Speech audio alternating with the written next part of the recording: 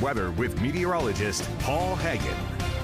Strong thunderstorms rolled across the region last night, and we are giving you the first alert that more of the same in store for us as we head through the rest of today. Damaging winds possible. Had some gusty winds out of the storms last night and the resulting power line damage. Also the potential for localized flooding with more heavy downpours on increasingly saturated soil. And we're looking at some heavy downpours right now over Alexander County primarily. Around Taylorsville, it is coming down at a good clip. There's a lot of cloud to ground lightning associated with that thunderstorm as well. And farther to the west, we are tracking this line of storms that is staying below severe limits as it is entering our westernmost counties, but it's mainly going to roll through the mountains and foothills, keeping on a path that's going to stay just northwest of Charlotte this morning. However, the cool air that those storms pushed out as they track to the northwest of Charlotte, that's going to be the focus for additional thunderstorms to develop by mid to late afternoon. Some of those storms could be strong, but at that point we're going to be in the upper 80s. It's still very muggy.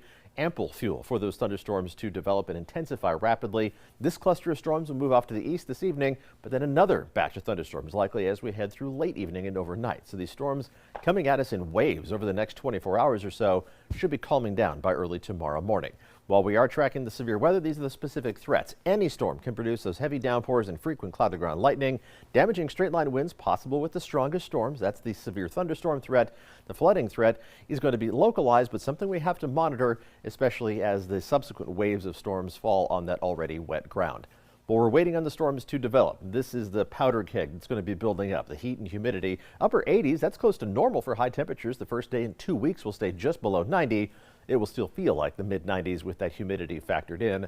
We'll have to worry less about that as we head through the weekend. A drop in humidity is going to filter in after the storm system moves out. So some lingering storms possible, especially tomorrow afternoon and evening, but temperatures only in the mid-80s on Saturday.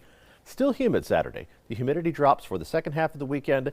Comfortably warm by Sunday afternoon, remaining comfortably warm Monday and most of Tuesday before the humidity creeps back in. You knew it would happen in late August. We're going to see that feeding a chance of thunderstorms again by Wednesday into Thursday of next week. Letitia?